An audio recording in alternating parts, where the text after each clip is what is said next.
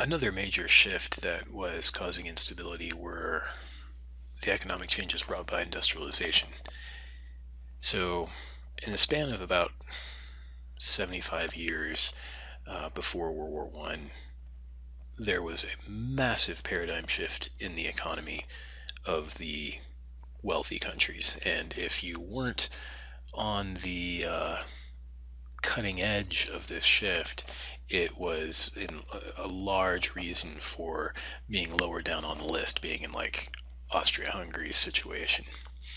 So the countries that were more easily able to take advantage of industrialization were Germany uh, and the United States. They were the two world powers by 1900 that were really growing exponentially in terms of uh, economic production through industrialization. Automobiles, which were a pretty new thing in the 20th century, the United States and Germany were the top producers of them. This isn't to say the other Western powers didn't have industrial sectors. They did, and they were growing as well. France had an industrialization process going on. Britain had actually originated the process back in the 18th century, and the rest of the countries were copying them. But Germany and the United States were really the ones that were growing more rapidly. The upside to this is it makes your country more wealthy. You add a lot of value to the goods that those factories make, and if they can grab those cheap resources from the colonial empires, that's even better because then you buy low and sell high. So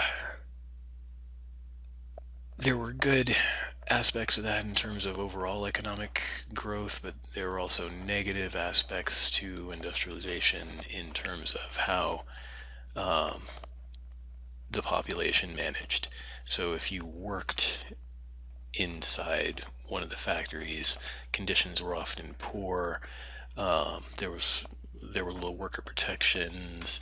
It was often a difficult situation for the workers, but it was a great situation for the rich people who made exponentially more money than the wealthy had ever made before. Wealth prior to industrialization was generally based on land in the Western countries. With industrialization, you didn't even need to own that much land. You only needed enough land to put a factory, and if you controlled that production process, you could become extraordinarily wealthy through the various through the global markets that were available for the industrial products. Heavy industry was particularly important in Germany. So this had significant impacts in that it created a much greater stratification than there had ever been before. We think of the landed aristocracy and the peasants being this awful situation, but in a lot of cases, this was actually worse than having landed aristocracy than a bunch of farmers working for them that were peasants back in the Middle Ages or the Renaissance period. This was worse in some ways because you didn't control much of your own time in these workplaces, and there was much more stratification. At the bottom, workers were treated very poorly. In the middle, they were treated somewhat better. At the top, the people who owned the means of production were extremely wealthy. And they got extremely wealthier as time went on, and there was no way for anybody else to catch up because it just compounded and compounded the advantages.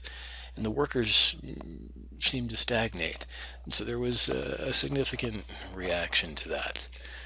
Uh, Inequality had increased a lot in the 50 to 70 years prior to the First World War, and the rise of organized labor signaled an unprecedented development in the history of European popular protest.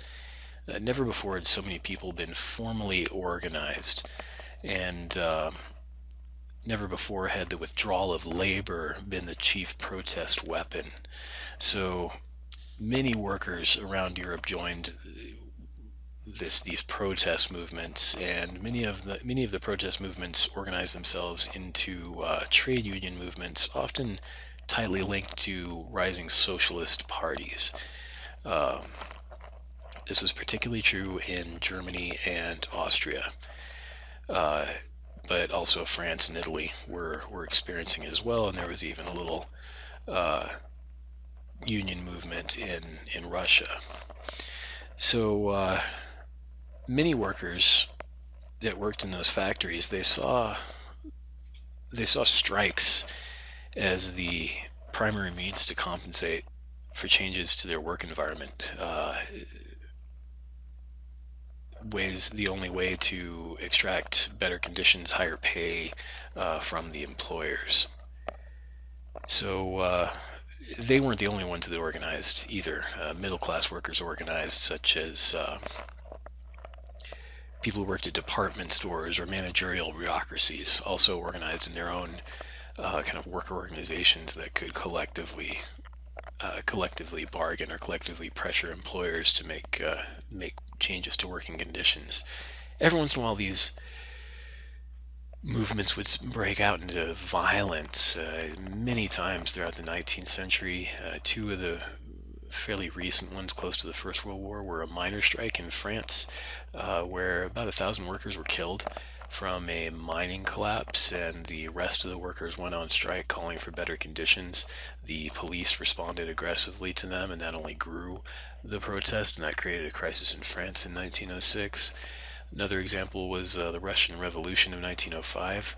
That was a widespread uh, worker uprising in Russia's cities, where the factory workers went on this huge general strike. General strike meaning every worker goes on strike, regardless of the industry. So every worker in an area, and it was this spontaneous, just quitting their jobs and arguing for a change to the governmental system, which was the monarchy in Russia. And this first movement or early movement in 1905 was not very well organized. It was largely spontaneous, and so there wasn't much leadership, and so it was broken up with quite a lot of repression. The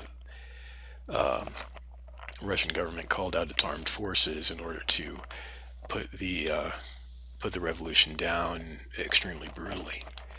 So inequality was a huge aspect of what led to World War One, because it was this fomenting instability going on within pretty much all of the Western societies.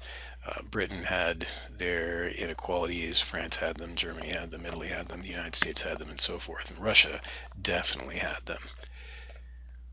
One way you could either distract from or channel that energy was to get people thinking patriotically instead of thinking about civil conflict. So